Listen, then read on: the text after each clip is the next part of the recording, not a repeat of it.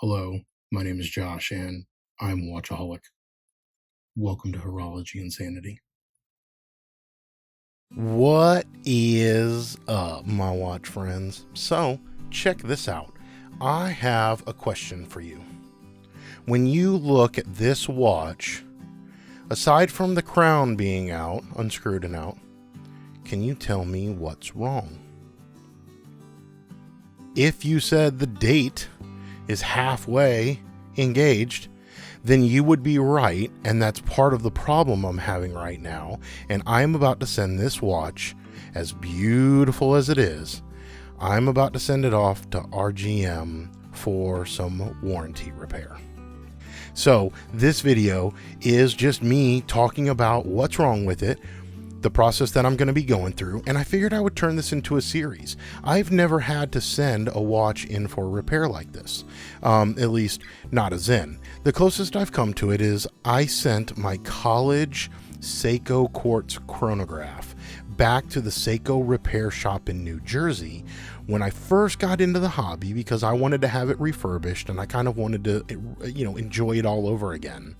And that was an absolute nightmare. I will never, ever, ever, ever, ever, ever send anything to the Seiko repair shop in New Jersey ever again. However, that's a story for another day, I guess, because right now I want to talk about this Sinn. Starting off with, let's talk about the fact that it's the blue limited edition Sinn 104 from I don't even know what year. I think 2020. I think here I've got other ones in the background here. This is the green one. This is on loan from a buddy of mine, and I'm filming it. I think that's the 2019 edition. And then this is my standard black 104 that I have, not matte, not limited edition. This is just the regular old 104 that I got. And then this blue one is from my collection. This is my personal watch, and I think it actually came defective. At least I will say I'm the second owner. It came to me defective, and I'll include that in the story that I get to in a little bit. But let's just start off by showing what it's doing or what it's not, and it's a little hard for me to hold it that close to the camera, so I'm going to zoom in and hold it a little bit farther away, and let's see if I can show you. So right now the time functionality works without any problems. The day complication works without any problems. However, the date sticks when it tries to transition from the 14th over to the 15th. And in fact, when I just change it by the day, it won't do it. So let's talk about how you set one of these and how I go about doing it so that I never have a problem. The first thing I do is I almost always turn it in the clockwise direction. You'll see here now it's over into the PM time because that didn't tick over, but I actually run it through one cycle. Let's see if it'll flip. Okay, the day did, the date did not. Y'all saw that. Okay, so now we're in the AM hours again. Let me go. When I'm saying AM, PM hours here, I'm not talking about what time it currently is. I'm talking about what time it is according to the watch. So don't let that confuse you, please. But I put them down here at 6:30 because there's a rule where you should never change the date between 9 p.m. and 3 a.m. according to the watch or whatever time the watch is tracking. Now, Mark at Long Island Watch did a wonderful video explaining why you should not do that and the way that the gears and the mechanisms work. And I'll tell you why I think I'm talking about here is because when I talk to RGM, this is still under warranty and they're going to review it under warranty, but they have a sneaky suspicion that somebody changed the date on this watch between those hours of 9 and 3. And they think that broke the date mechanism. And so I don't know if that's the case. We'll see. They said as soon as they crack open it, I still got the sticker on the back of this thing, but I think as soon as they said as soon as they can crack it open, they'll be able to tell if that is or is not the case. And if that is what happened, meaning the previous owner did that and I just kind of, got what I got, well, then they're going to charge me to fix it. And I'm going to have to pay that out of pocket. However, if it's something that, of course, was a factory defect, then they're going to take care of it. It's going to be free. I think other than maybe me mailing it to them, I think I have to pay shipping.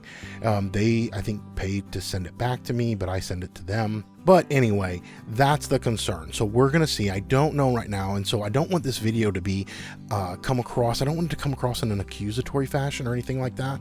But it is still a lesson learned, by the way, right? It's a lesson learned that when you buy a watch, even from when it's from a trusted person, right? I bought many watches from the person that I bought this watch from. And they're otherwise a knowledgeable enthusiast. So it would have been a mistake or an accident on their part, right? I don't think they would have done it purposefully if that turns out to be the case. But nevertheless, you can see that the date doesn't work. So now let me go ahead and re-engage the time, and you can see that that works and the hand wind function works, even though this is, one of the Sellita, I think, movements, Etta Sellita movements, and the winding mechanisms are a little weak on this. So I don't hand wind this very often. But I usually give it the Seiko shuffle or maybe put it on a winder. The person I bought this from, when I got it, I noticed it. I actually asked them, and they told me that that was a known issue with this Etta and Sellita movements, and that it just needed a break-in period. And I don't know if that's true or not. I will say that when I mentioned that to the person at RGM, they said that is emphatically not true, and that there's no break-in period on these movements, and that's not what the person should have told me. So that is what it is. Again, talk about another lesson learned. That's another lesson learned. But let me see here if I can just engage this. I'm at the single pop position now, which should be the date and date function. And now you can see that I've gotten it to move again. But if I go through the days, I'll try to go through them quickly. But you will notice that when I get to the 14, it will stop turning over. We are almost there.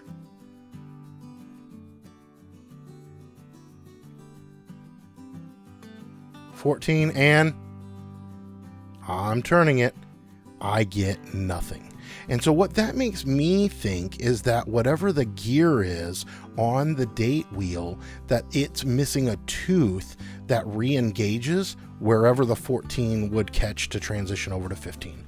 Because now when I turn this over, it's not doing anything. Now, let me let the second hand pass. Let me go ahead and engage the day function. You'll notice that this works no problem, right? That it's got the dual language. That works without a problem. But the day, when I go forward, the date doesn't change. Now, let me go ahead and pop it out to the second position. Okay. And now you see that it hacked. And let me go ahead and try to roll it through the time. And this one is a backwards. You notice it catches me every time I fin it forward. It's not the way. It's got to go backwards for me to go forward. But I'm pulling it towards me. And let's see. Oh, that now it's in the PM hours. Let me scroll again. And I'm sorry if this video is boring. It really is. Just I need to document what's wrong with it in case RGM has a question. But I also wanted y'all to know just kind of how to function check your watch. But let me get up here to midnight, and it usually flips right at midnight. Flips, and you'll notice, see, once again, it is halfway on the 14th and 15th. And in fact, like I said, my buddy said it required a break-in. So I took it like this and I ran it on my winder. So not even wearing it, just ran it on my winder. And it started flipping again. And so I actually thought, hey, you know what? My buddy might be right. Maybe it just needed a break-in. Because once it triggers over this, here, let me get this down out of the way. Again, the way that you can know if it's safe to do it, I just always put the hands at like 6:30, and then you always know that you're safe. But let me pop it in. Let me go back to the first position. And if I roll through now, it'll go, see? And so it needs that little jolt there. And once I got it into the 15, the rest of them worked. And I was like, yeah, maybe my buddy's right then. Maybe it just needed a break-in. And until it got around to the 14th, trying to transition to the 15th again, and didn't work. And then I called RGM. Well, technically, I called Watchbuys. So let's talk about that real quick. Let me zoom out. Y'all know what I'm talking about now and what I'm dealing with. We'll roll in some pictures here, the different things that I'm talking about. But the US authorized dealer, or AD, for Sinn, in fact, they are the only AD for Sinn in the United States, is Watchbuys. And the guys at Watchbuys are great. I've spoken to them many times, and I've had good experiences every time that I did. Now, all of my Sinns I've bought secondhand, so as of right now, I haven't actually bought a watch from Watchbuys. I guess I'll need to go buy one and change that soon. But the way that it works is Watchbuys uses RGM as their watch repair shop, or to do all of the warranty work on the watches that they sell. But yeah, so the way that it works is they have this whole process, and I've got it printed out here, but it's on their website as well. But it kind of says, where do I send this in for watches and warranty? And you can see here that their service center is RGM, and that RGM is an independent watchmaker as well. I've been really curious to check out one of their watches. They're not inexpensive, but he's an independent, in-house, made in America watchmaker, and I think that that's pretty cool, kind of like what has attracted me to Weiss watches as well. And so one of these days I want to get another Weiss, and I'd love to get an RGM. But basically they tell you to go ahead and send it in to them, and then what the guy explained to me over the phone is I need to, I guess the instructions here say I need to write a letter explaining what's wrong with the watch, and that's also why I kind of filmed this video. I will have to watch this video back while I'm writing the letter so that I can clarify what's wrong, and then I can also just tell them to come watch this video if nothing else. But I need to get this over to them, and then like I said, they will tell me if it's covered under warranty or not. Like I said, it is what it is, but if it's the mistake that the date was changed between 9 p.m. and 3 a.m., then I'm gonna have to pay for that out of pocket. And I don't know how much that's gonna cost. I don't know. I'm guessing it's going to be a couple $100s, right? It's not going to be, it's not going to be a small amount of money that I'm going to have to pay probably for that. But anyway, that's what I want to talk about. Keep an eye in future videos, because as I go through this process, as I hear back from RGM on what really did or did not happen, I will post an updated video, and I kind of just want to walk y'all with me through the process of what it's like getting this sent. And the one thing I'd love to know is, down in the comments, please let me know, have you had this happen to one of your watches before? Was it a Sinn or was it some other model? How did you get it resolved? Have you ever worked with RGM or Watchbuys in the past, and what was that experience like?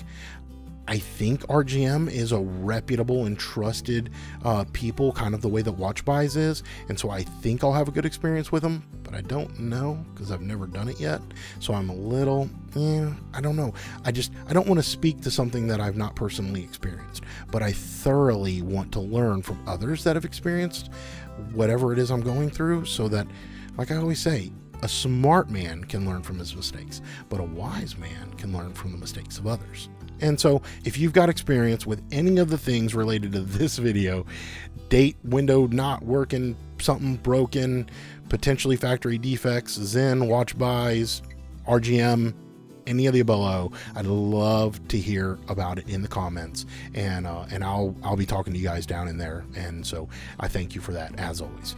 But until we talk again, please remember what really matters, and that's not watches. Keep the insanity sane, my friends.